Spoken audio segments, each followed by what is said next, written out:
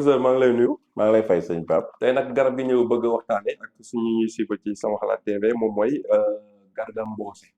lañ bëggoon xam ndax xam na ay vertu ci wàllum médecine traditionnelle bu ko amee nan lañ koy mën a utiliser.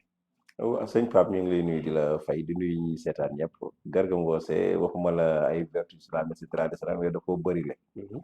maanaam mën nga ni garab goo xam ne lépp lay faj. maanaam mën nga ni lépp lay faj rek mu jeex ñu daj émission bi maanaam ci waxin donc day nekk loo xamante ni dafa bëri ay njëriñ maanaam tey lu mel ni estomac nit ñi dañ ko ci faral di kii faj surtout nag dafa xaw a jafe Pape mais li ci ëpp nit ki bu amee lu mel ni c'est-à-dire li ñuy wax rek moyen moo ñu manqué bon su ma nee moo ñu manqué du man maay wax maa tax may wax mais Sénégal wala ñun nit ku ñuul ñoo tax ñuy wax. pays africain moom ñoo tax ñuy wax mais tey bu doon tubaab yi mën nañ ko jël defar ko ba nga xamante ni da ngay am sungufu xob yi. mooy xob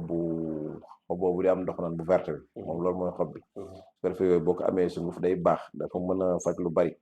goitre bi ñu doon waxtaanee sànq wax naa la ko mën na ci dara. bu fekkente ni tamit nit ki dafa am problème waxu wala baat wala gorge bi am ay problème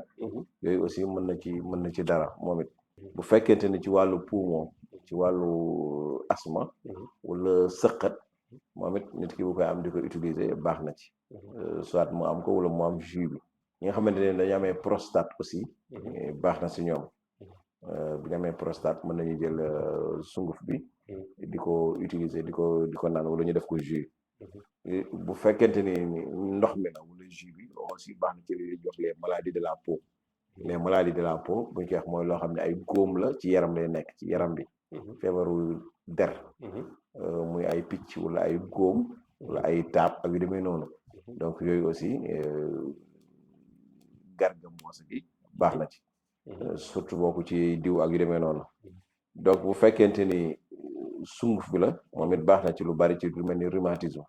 wala nga am jus bi baax na ci rhumatisme baax na ci góom ak yu demee noonu surtout sungufu doom bi du yomb nag moom it baax na mais da nga gis ni Pape lii problème bi mooy ni ñu ko waxee def ko sunguf mooy jafe léegi su fekkee nag dañuy nekk ci pays yoo xamante ni def ko sunguf day xaw a jafe wala def ko jus day xaw a jafe li ci tane mooy nit ki su ko amee di ko dagg maanaam def ko ay dagg-dagg bu amee doom bi noonu kii xob bi daf ko ay dagg-dagg parce que xob bi dafa nuroog loolu ñuy wax doom day mel ni doom bokkut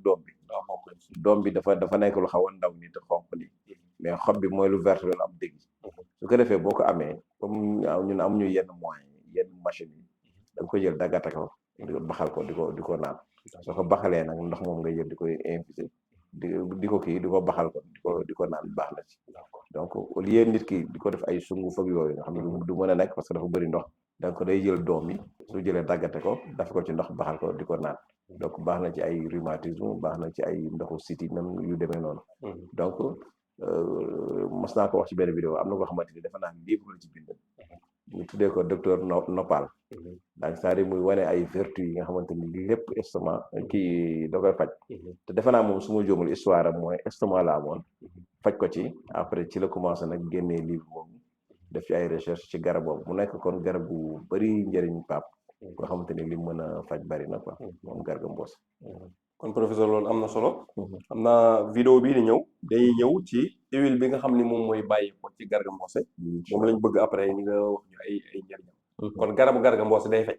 du garab rek goo xam ne daa sax ci àll bi nii waa lëjal nit ñi bu nit ñi dëkkul mu nekk fa bu nit ñi dëkk see dagg saan di lakk